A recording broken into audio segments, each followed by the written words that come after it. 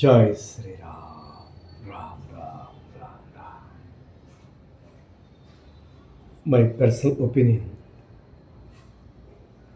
ఇంతటి మహోత్కృష్టమైన మానవ జన్మించేందుకు భగవంతుడికి సర్వదా విధేయుడిని, కృతజ్ఞుడిని. నేను ఆయన ఒకటే కోరుకుంటున్నాను, ఈ భార్య బిడ్డలు, ఈ బంధాలు, ఈ మోహాలు ఇవన్నీ కూడా అశాశ్వతమైనవి, పునర్జన్మ కారణం అవుతుంది. పాప కర్మాల వలయంలో చిక్కుకుంటున్నాం, మళ్ళీ రాలేము. అందుకని వీటన్నిటికీ అతీతంగా మహాయోగి జన్మని ఇదే చివరి జన్మకు భావించి శరణ వేడుకుంటూ నాకు ఆ శక్తిని ప్రసాదించమని అడుగుతున్నాను. నేను చనిపోయే ముందు నిత్య యవ్వనంగానే స్మృతి పనిచేయాలి. స్మృతి ఎప్పుడు ఆబ్సెంట్ అవ్వద్దు. స్మృతి ఉండాలి, దీర్ఘంగా ఉండాలి, బలంగా ఉండాలి. ఉచ్ఛ్వాస నిశ్వాసాలు ఆడుతూ నాకు ముందుగానే తెలియాలి అన్నప్పుడు ఆ పరమేశ్వరుని, జగన్మాతని లేదా పరమశివుడు, శివకేశవ త్రిమూర్తాసురుడు ఆ లింగాన్ని ఆలింగనం చేసేసుకున్నాను. నా తనివి తీర ముద్దు పెట్టేసుకున్నాను. చిన్న పెట్టింది కదా, ముద్దు పెట్టేసుకున్నాను. ప్రాణాలు అనికెప్పించాను. నాస్తి పునర్జన్మ, ఇక నేను పుట్టాను, నాకు పుట్టాను లేదు. శాశ్వతంగా మళ్ళీ దీపం అమ్మ దగ్గరే 1.5-2 ఏళ్ల బిడ్డ. ఇవాడికి ఏం తెలియదు కదా, ఇంకే జ్ఞానం ఉండదు కదా, ఒకటే జ్ఞానం ఉంటుంది, అమ్మ నాన్న. కనపడకపోతే బెంగ. అలాంటి ప్రేమనే అక్కడ కలిగి శాశ్వతంగా అమ్మ దగ్గరే ఉండాలని ఇది నా సంకల్పం. దానికోసం సిద్ధించడం అంటే ఇంత తప్పించాలంటే మాటలు కాదు. ఇహలోకంలోన కామ క్రోధమో లోభ మదమాశ్చర్యాన్ని వదిలేయాలి. అది మానవుడికి అసాధ్యం. సాధ్యమే. ప్రయత్నం మానవ ధర్మం. ప్రయత్నం చేయాలి, భగవంతుని పట్టుకోవాలి, ఆయన్ని శరణ వేడాలి, ఆయన్నే మార్గాన్ని ఇస్తాడు. సంకల్పం సిద్ధించడానికి మనం కూడా, మన ఆత్మ కూడా, మన శరీరం కూడా, బుద్ధి కూడా ఆయన మీద దీర్ఘంగా ప్రేమ కలిగి ఉండాలి, స్వచ్ఛంగా కలిగి ఉండాలి. అప్పుడు మనకు అవకాశం ఇస్తాడు. లేకపోతే లోపల ఒక తలంపు, బయట ఒక తలంపు ఉంటే ఛాన్సే లేదు, మళ్ళీ ఇటే వెళ్ళిపోతాం. అందుకని ఈ బంధాల నుంచి తప్పించుకోవాలండి. ఎప్పుడైతే ఈ భార్య బిడ్డల్ని కన్నామో వాళ్ళ కోసం తప్పించాల్సింది ధర్మం ఇది. అవి లేవన్నప్పుడు భగవంతుడి కోసం తప్పించడం ధర్మం. నేను చిన్న ఉదాహరణ చెప్తాను ఈ విషయంలో.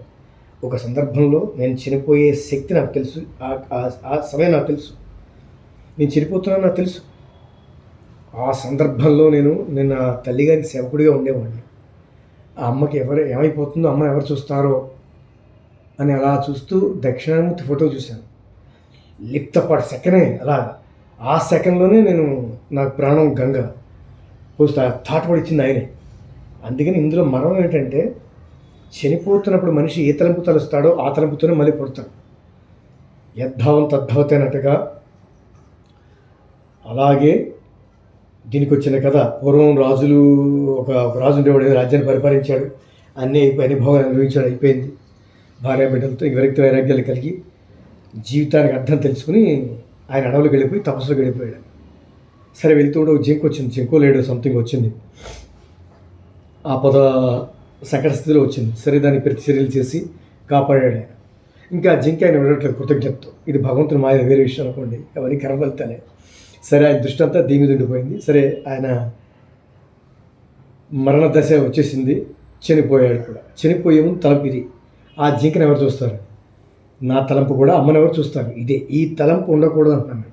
ఈ తలంపు ఉండకుండా ఉండాలంటే బంధాలు ఉండకూడదు. ఈ బంధాల నుంచి ఎప్పుడైతే విముక్తుడయ్యాడో, ఇప్పుడు నేను చనిపోతున్నాను అనుకోండి, నాకు నారాయణ తప్ప నా నారాయణుడే లెక్క వస్తుంది, నాకు గుర్తుకొస్తుంది. అదే భార్య బిడ్డలు ఉంటే నా భార్యని ఎవరు చూస్తారు, నా బిడ్డలు ఎవరు చూస్తారు? ఈ రిలేషన్ అలాంటిది, సహజం, అది ఖచ్చితంగా ఇది మోహం అది. అందుకని దీని నుంచి తప్పించుకోవడానికి శతవిధాలు కృషి చేస్తున్నాను. ఆ పెరుమాళ్ళని, ఆ శ్రీమన్నారాయణని, నా గురువు దైవం రామహనుని శరణ వేడుకుంటున్నా. భవబంధాల నుంచి తప్పించమని అడుగుతున్నా. అందుకనే విరక్తి వైరాగ్యాలు ప్రసాదించమని అడుగుతున్నా సదా పరమేశ్వరుని. Thank you my friends. అది ఎందుకంటే మానవ జన్మ దొరకదు, అందువల్ల నేను ఈ సాధనలో ఉన్నాను అన్నమాట. అంటే సాధనలో ఉన్నప్పుడు మరి ఈ ప్రదేశం నువ్వు కరెక్ట్ కాదని మీరు అడగచ్చు. యాక్చువల్లీ ఈ ప్రదేశం నాకు కరెక్ట్ కాదు, ఈ ప్రదేశం నాకు కరెక్ట్ కాదు. ప్రతిదానికి డబ్బు కావాలి, కొంత డబ్బు సంపాదించి కొన్ని ఏరియాలకు వెళ్ళాలి. నేను కొంచెం చెప్పను, అక్కడ సిద్ధి పొందిన తర్వాత ఇక నువ్వు లేస్తాను. కొంచెం డబ్బు కావాలి, డబ్బుతోనే కొన్ని కూడుకుని ఉన్నాయి. కొన్ని ఏదైనా పూర్వం నుంచి మీకు తెలియనే ఉంది, యజ్ఞాలు యాగాదులు ఇవన్నీ చేయాలన్నా భగవంతుడి సాక్షాత్కారం కూడా యజ్ఞాల యాగాదులతోనే కూడుకుని ఉన్నాయి, ధనంతోనే. అది మరో అందులో దానికోసం ఉండటం జరుగుతుంది. అవి సిద్ధించినాడు, భగవంతుడి దగ్గర దొరికినాడు. నేను మ్యాక్సిమం దూరం అయిపోవడానికి విధాలా కృషి చేస్తాను. నాకు దైవం అంటేనే ఇష్టం. ముఖ్యంగా నాకు ముసలితనం అంటే ఇష్టం ఉండదు, రోగాలంటే ఇష్టం ఉండదు. అంటే భయం కాదు, ఇంత మానవ జన్మ ఇచ్చినప్పుడు కొంచెం జ్ఞానం సంపాదించుకొని ఈ జన్మని సార్థకత చేసుకోవాలని చిన్న తపన అంతే. అది నా ఇన్నర్ వ్యూస్, అంబిషన్ ఎక్సెట్రా. అది అందరికీ జ్ఞానం రాదు, అందరికీ థాట్ రాదు. ఎందుకంటే ఉదయం లేస్తే ఈ వాతావరణానికి అలవాటు పడిపోయిన వాళ్ళు కామ క్రోధ మోహల మత్సరాలకే పడతాం.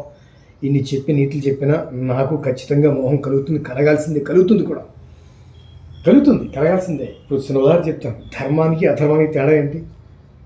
పక్కపక్కనే ఉంటాయి. సత్యానికి అసత్యానికి తేడా పక్కపక్కనే ఉంటాయి. మృత్యు జననం పక్కపక్కనే ఉంటాయి. యోగి భోగి రెండు పక్కపక్కనే ఉంటాయి. క్షణాల్లోనే ఇప్పుడు అందమైన అమ్మాయి కనపడిందంటే ఖచ్చితంగా మోహించి తిరగవలసిందే, మోహం కలగవలసిందే.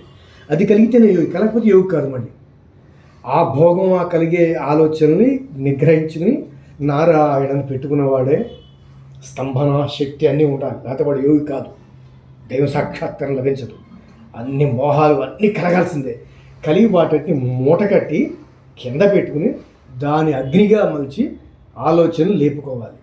జ్ఞానం అనే ఆలోచన భగవంతుని లేపుకోవాలి, అప్పుడు లేస్తుంది, లేకపోతే భగవంతుడు కావాల్సింది కూడా కామమే. ఇవన్నీ కావాల్సిందే. ఇవన్నీ మూట కట్టమంటే కళ్ళెం వేయటం లెక్క. జ్ఞానం అప్పుడే జ్ఞానం వస్తుంది, అది లెక్క. అదంతా అగ్నితో సమానం. అగ్నిని పెట్టగలమా? కాలిపోతుంది. దాన్ని బంధించగలగాలి. అగ్నే కామం, ఇవన్నీ కూడా జ్ఞానం కోసం అవన్నీ అవసరమే. అది మూట కట్టి ఎప్పుడైతే బిగించి పెట్టుకున్నామో అప్పుడు జ్ఞానం పైకిలేస్తుంది.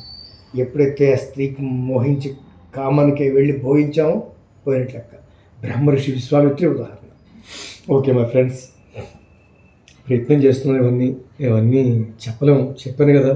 అన్నిటికీ దగ్గరగా భోగం యోగి ఇవి పక్కనే ఉంటాయి. అందుకే తమ్మాయి కనపడి నన్ను మోహించి పట్టుకుంటే ఏం చేయగలం, తప్పదు కొన్ని నిమిషాలు. బట్ అయినా ఆ స్థితికి రానివ్వకూడదు. Okay my friends, I'm sorry. స్థితికి రాకుండా కాపాడుకోవాలి. వ్యక్తి వైరాగ్యం అది ఏమని అడుగుతున్నాను భగవంతుడిని, కాపాడమని అడుగుతున్నా భగవంతుడిని. నాకు ఏదైనా నాకు నచ్చిన అమ్మాయి తగలచ్చు, లేదు నన్ను ప్రేమించిన అమ్మాయి ఉండొచ్చు. ఆ అమ్మాయికి మంచి మొగుడు కనపడి వెళ్ళిపోవాలి. మంచి భార్య బిడ్డలతో, మంచి భర్త బిడ్డలతో కలిగి హాయిగా సుఖించాలని మనస్ఫూర్తి కోరుకుంటాను. నేను మహాయోగిగానే ఉంటాను. లోపల బాధ ఉన్నా అసలు అవసరం లేదు, పక్కన పడేస్తాను. నాకు ఇష్టం అలాంటి విరక్తులు తగలాలి, దెబ్బలు తగలాలి. హాయ్ మై ఫ్రెండ్స్, సారీ ఎవరిని ఇబ్బంది పెట్టాలని కాదు. అంటే విరక్తి వైరాగ్యాలు ఎలా కలగాలి, ఎలా వస్తాయి, ఆలోచనలు ఎలా ఉంటాయి, ఇవన్నీ కూడా మీరే తెలుసుకోవాలని. అంటే మీకు వేరే ట్రాక్లో తెలిసి ఉండొచ్చు, వేరే విషయం. నేను చాలా చిన్నవాడిని, షష్ప సమానుడని, మహానుభావులు, నిజంగా పాదపద్మాల నిజంగా దాసుని, వారి యొక్క కాలిగోటికి సమానుడను. నాకు పెద్ద జ్ఞానం లేదు, నేర్చుకున్నాను అంతే. Thank you my friends. Okay, ఇదంతా ప్రయత్నం చేస్తేనే దొరుకుతుంది, లేకపోతే దొరకదు. బుద్ధి కర్మానుసారిణి, సందేహం లేదు. మనం బుద్ధిని ఏ విధంగా మలుచుకుంటే ఆ విధంగా వెళ్ళిపోతుంది. ఇది గత జన్మ సుకృతం బుద్ధి అనేది. సాక్షాత్తు బుద్ధి శ్రీమన్నారాయణ చెప్పాడు. బుద్ధి శ్రీమన్నారాయణుడు ఇంద్రుడై మన పరీక్ష పెడుతూ ఉంటాడు. ఆయన శరణ పెడుతూ తప్పిస్తాడు. ఆయన ఆ తప్పించి ఎలా తప్పిస్తాడు? కష్టాలే పెడతాడు ఆయన. ఎస్, డబ్బు, ముఖ్యంగా డబ్బు ఇవ్వడు. శారీరక బాధలు భగవంతుడి దగ్గర ఇవ్వడు. ఆరోగ్యం ఇస్తాడు, తిండి అప్పుడప్పుడు దొరికిస్తాడు, త్వరగా. ఎందుకంటే కామక్రోధంలోకి వెళ్తాము. ఇది నేను తెలుసుకున్న సత్యం, నాకు తెలిసి ఇవన్నీ నేను ఫేస్ చేయను కాబట్టి చెప్తున్నా. బుద్ధి కర్మానుసారండి. ఆయన కనుక దీర్ఘంగా నమ్మితే ఖచ్చితంగా మనం ఇలా టెస్టులు పెట్టి మనం తప్పించేస్తారు భౌతికంగా ఉన్నటువంటి ఈ భోగాల నుంచి. విరక్తి వైరాగ్యం కలిగించి తప్పిస్తాడని. ఇది నేను తెలుసుకున్న సత్యం. ఇది నా అనుభవంలో ప్రాక్టికల్గా. హరే కృష్ణ.